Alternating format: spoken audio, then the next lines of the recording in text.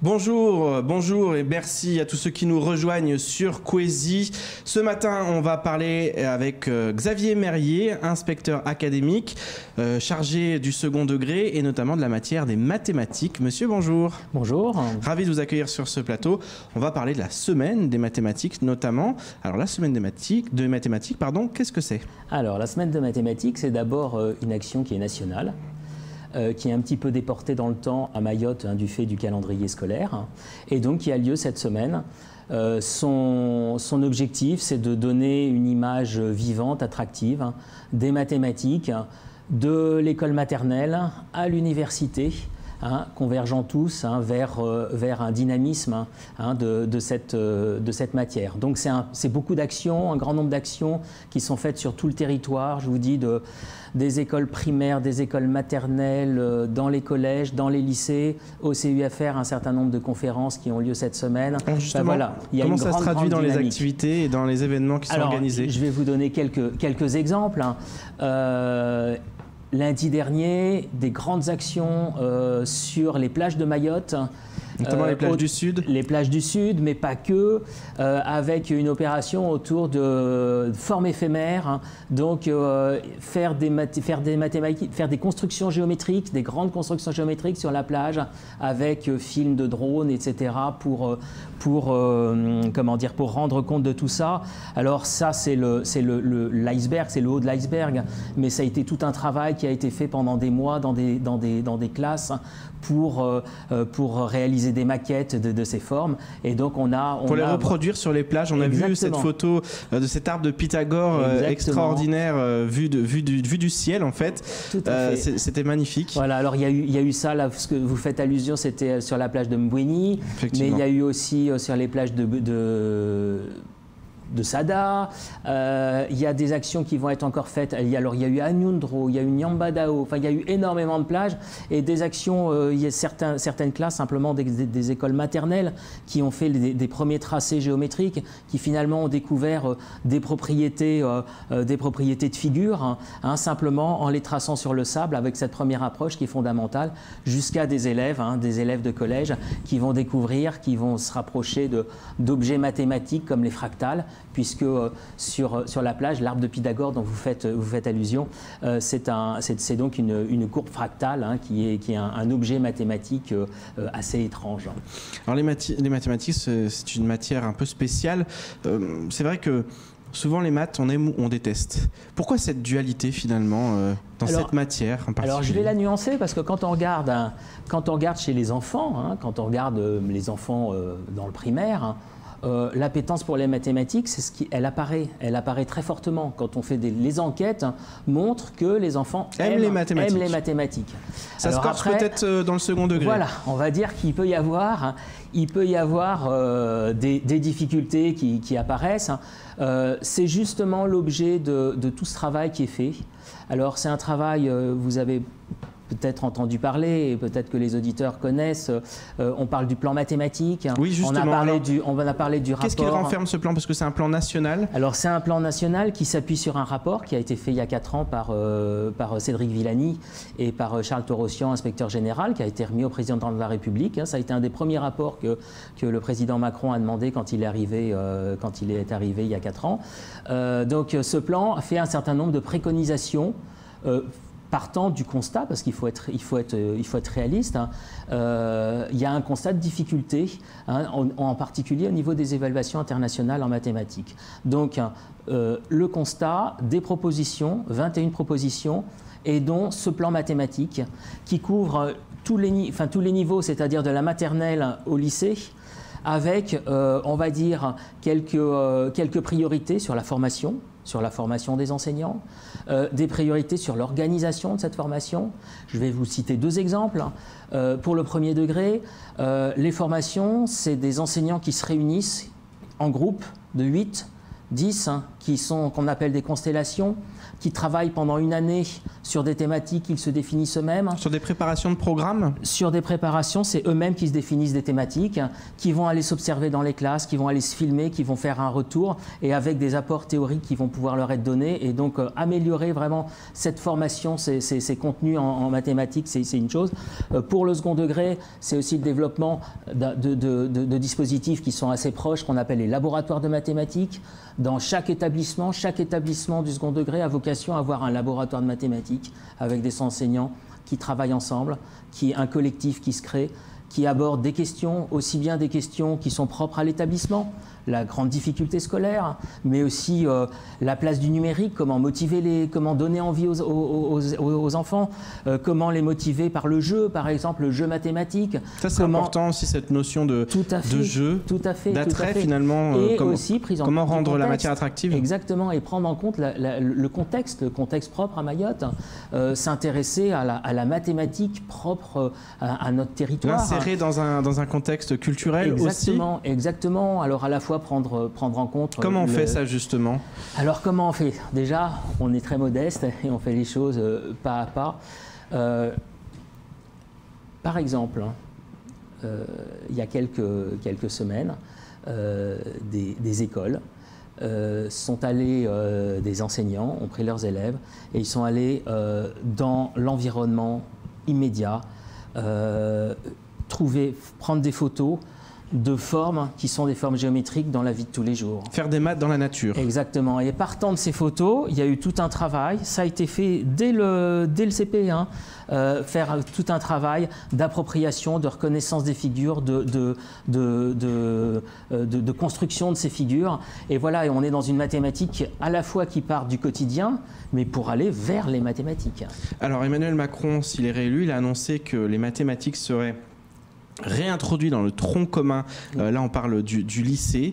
Pourquoi il y a une sorte de dynamisme et on parle autant aujourd'hui des mathématiques? Pourquoi cette matière, on a l'impression qu'elle revient presque au goût du jour? Elle a toujours été présente, mais qu'est-ce qui fait que... c'est vrai qu'à Mayotte, on a un recteur qui connaît bien les mathématiques. Au niveau national aussi, on parlait de M. Viviani. C'est ça finalement? C'est un gouvernement plus qu'un autre? Il y a une dynamique autour des mathématiques parce que quelque part, les mathématiques, sans être exclusives, elles interviennent absolument partout. Aujourd'hui, on est là, on peut dialoguer, les auditeurs, les téléspectateurs reçoivent notre message. Quelque part, il y a des mathématiques dans toutes les modélisations qui permettent les communications. Donc voilà, je veux dire que les mathématiques, elles sont dans notre culture. Sans même qu'on s'en rende compte finalement. Exactement. Elles nous entourent, elles occupent notre quotidien en permanence, ouais. sans qu'on s'en rende compte. Et ce qui peut-être évolue, c'est le regard qu'on porte sur les mathématiques. On passe peut-être d'une vision un peu scolaire des mathématiques, avec ce que vous disiez au début. On a aimé les mathématiques quand on était à l'école, où on a détesté. Hein. Donc on passe de cette vision, et vous n'êtes pas le seul, et vous êtes beaucoup, à une vision beaucoup plus de société citoyenne autour des mathématiques, et puis avec ce plaisir, parce que on a dans l'espèce humaine cette faculté à justement pouvoir travailler avec ces objets qui sont des objets abstraits, s'amuser avec, hein, et voir que même si ça ne sert à rien au départ, hein, eh bien, il y a forcément des utilisations qui peuvent être faites ensuite. Est-ce qu'à Mayotte, les élèves ils sont bons en mathématiques, de manière générale? C'est vrai qu'au niveau national, c'est compliqué, les mathématiques, on le dit. Est-ce qu'à Mayotte... Parlons franchement. À Mayotte, la difficulté scolaire, elle est prégnante, elle est présente. Elle est présente en mathématiques, elle est présente dans la compréhension, dans l'expression écrite, dans l'expression orale, elle est présente partout. Donc elle est aussi présente en mathématiques. Maintenant, ce qui est assez fantastique, c'est de voir que malgré ce contexte qui est un contexte difficile dans le premier degré en particulier, mais aussi au collège, avec une pression forte sur les établissements. Avec des retards qui sont parfois difficiles à rattraper. Eh bien, malgré cela, il est possible de motiver, il est possible de voir des enfants. J'ai vu ça encore il y a quelques semaines, une classe de grande section de maternelle qui apprenait à programmer un robot, un petit robot, et lui faire des mouvements, et de voir, si vous voulez, l'investissement, la joie de ces élèves simplement à faire marcher. Et puis le talent aussi, parce qu'il y a des talents, on le voit dans les concours nationaux auxquels le Mayotte participe, il y a des élèves qui réussissent à se démarquer et à faire des tops au niveau national. Les top 30, donc le concours Castor Informatique, vous y faisiez référence, avec des élèves du collège de Ngombani qui ont magnifiquement réussi, qui se sont situés dans les 30 premiers sur un concours où c'est en centaines de milliers qu'on compte le nombre de candidats. Donc voilà, c'est une grande réussite. Ça montre en effet qu'on est sur un territoire où il faut partir de ces réussites, de ces réussites quotidiennes pour... dont on ne parle peut-être pas assez. Ouais. Peut-être, mais je suis là pour ça. Et alors je vais vous dire une autre chose, c'est que la semaine des mathématiques, il y a un thème national. Et donc le thème, c'était forme et mathématiques. Et si je suis là aujourd'hui, c'est pour dire que les mathématiques, elles sont en forme à Mayotte. Voilà. Oui, c'était un jeu de mots finalement qu'il y avait dans cette thématique cette année. On parle aussi actuellement, il y a un lien, c'est les cordées de la réussite aussi, c'est quelque chose de très important, c'est aussi dire à ses enfants, à ses élèves, vous pouvez y arriver, vous pouvez faire les grandes écoles, vous pouvez être un très grand mathématicien, un chercheur qui va réussir à faire évoluer la discipline, la matière mathématique. Et ça c'est quelque chose qui tient à cœur du côté du rectorat. Ah, bien sûr, si vous voulez donner de l'ambition, à tous ces jeunes, c'est fondamental, c'est vraiment fondamental. Sinon, ils vont rester dans leur propre représentation de leur avenir et ils ont besoin d'avoir comme ça une ouverture forte et puis qu'on leur fasse confiance, qu'on leur fasse confiance pour réussir. De prétendre à Polytechnique, par exemple, on a actuellement des représentants d'une école à Paris, la meilleure école de France, avec ce partenariat avec le lycée Younous Abamana. Ces jeunes, ils viennent et ils expliquent, on l'a vu hier, on en a fait un reportage, les jeunes Mahorais disaient je ne pensais pas que c'était pour moi et puis finalement pourquoi pas. Pourquoi pas? C'est ça, immiscer cette petite graine finalement dans la tête des élèves. Ah là, je ne peux que souscrire à ce que vous dites, avec une petite focale sur les filles. Oui, on a justement une jeune fille qui disait pour moi c'était pas des métiers qui s'adressaient aux filles, les mathématiques. Alors que... Il faut casser aussi tout ça. Il faut casser, si vous voulez. La science informatique est ce qu'elle est grâce à des grands esprits féminins du 19e siècle. Ada Lovelace, qui a été la première savante mathématicienne à initier la démarche de programmation. Et puis il y a de la réussite aussi. Je vous donne un exemple. Au lycée du Nord, le lycée d'Aqua, en terminale maths expert, vous avez plus de filles que de garçons. Parce que quand il y a un dynamisme de l'équipe enseignante, en particulier des enseignantes, qui montrent que les mathématiques, la réflexion scientifique, elle a rien de genré, tout le monde peut y accéder et tout le monde peut s'y passionner, ça donne ça. Alors sur ce lycée, puisque ce lycée est très impliqué sur la semaine des mathématiques, je fais un petit clin d'œil, ils organisent un village des mathématiques toute la semaine au lycée d'Aqua, où des élèves de seconde vont accueillir des classes de primaire pour leur proposer des ateliers mathématiques, ou vendredi ou jeudi, alors je me trompe dans les dates, il y en a tellement, il y a beaucoup d'événements qui sont organisés partout. Il y a une conférencière, maître de conférence à Paris-Sorbonne, qui va faire une visioconférence sur son domaine de recherche, sur la cinématique, pour des élèves de terminale, et qui va aussi leur parler de son parcours de femme mathématicienne. Voilà, donc je crois qu'on est dans la forme là. Des exemples pour nos jeunes.